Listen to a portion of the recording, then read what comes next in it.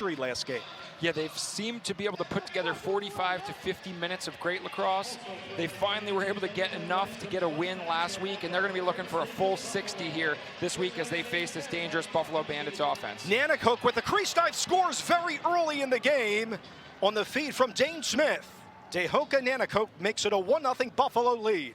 Also want to follow the Vets' lead, so you're doing it the way they want you to do it. Teets coming off a 6-assist performance, finds Kiernan, who's been really great in spacing. Fox in possession now, didn't score last game, and Fox scores there!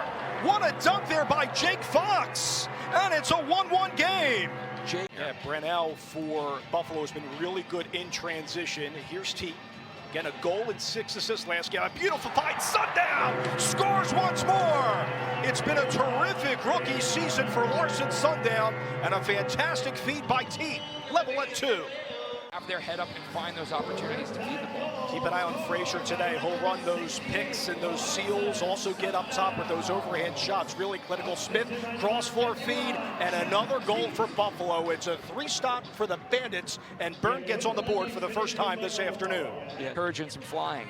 Frazier will also take face-offs as well. Initially, it's been Weiss and a sidewinder goal for McCardle. He's been a bright spot this year for the Riptide, and Kieran McCardle levels it at 3. They're going to work it over to Smith.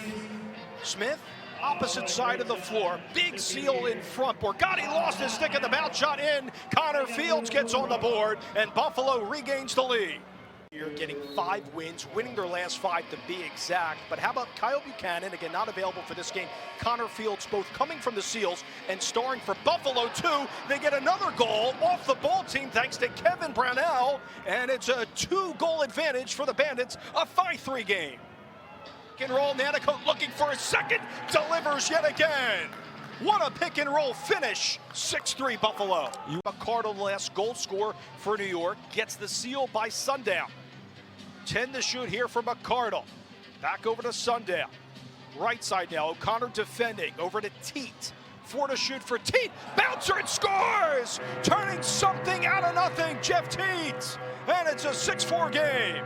Below on the power play, Kluche had the shot that time. Last ditch effort here in our first frame. Does that go in for Buffalo? As of now, the officials are going to confer and say it does count, which would make it a 7-4 scoreline. You're going to hang Dan McRae, so Dan McRae gets, and there's a goal right away. So quick strike as Dan McRae plays free safety in case any rebounds come out. Don't need it as they score off the very first possession. And a 2-goal game. Team back up to Crawford. Crawford behind the back over to Gibson on the return for Crawford.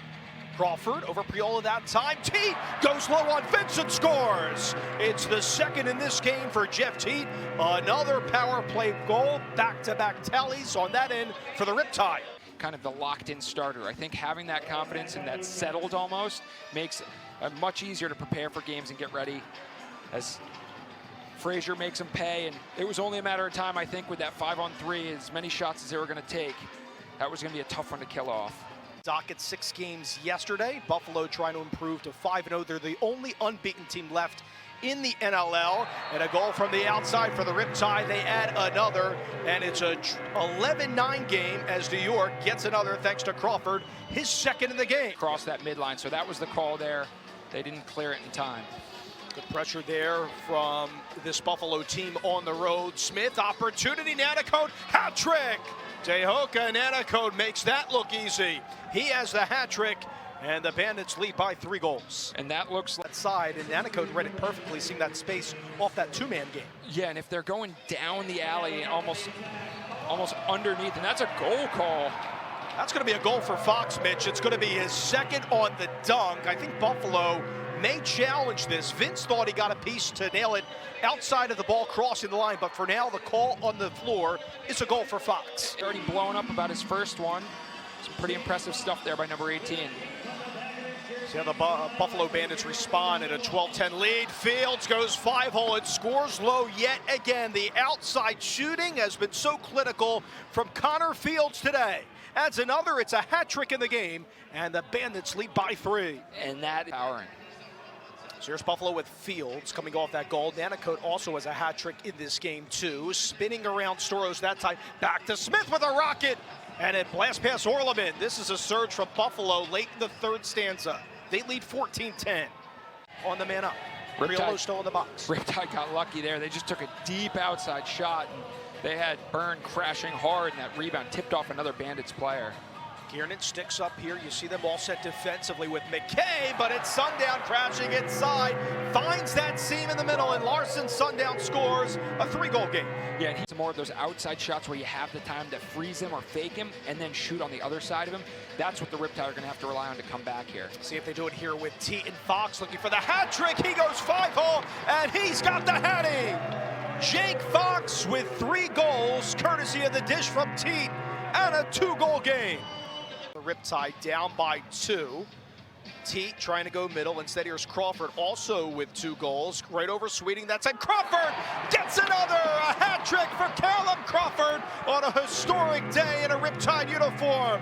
Down to a 1-goal game in New York. That is last time it was a 1-goal game. In this matchup, it was 4-3 Buffalo after a Fields goal. Thornburn off the draw, ties in!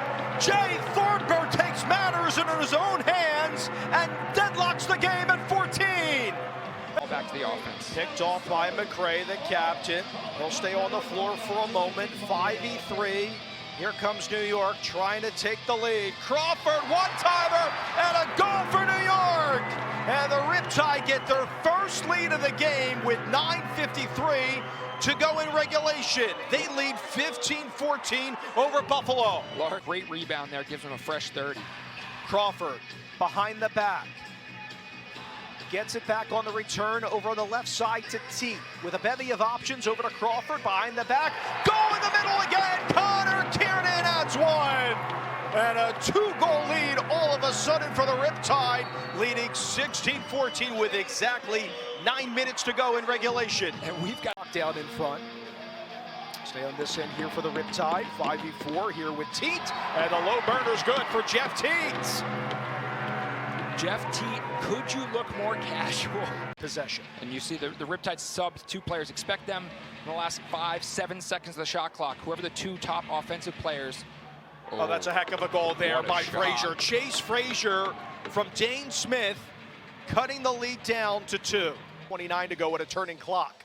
Smith defending. Here's McRae and Storos on this side. Over to Byrne, stopped by Orleman. Need more of that for New York. What a rebound and finish from Connor Fields. Having himself a field day out there. And it's a 1-goal game with 1:19 to go. Here comes Buffalo stampeding back. Huge.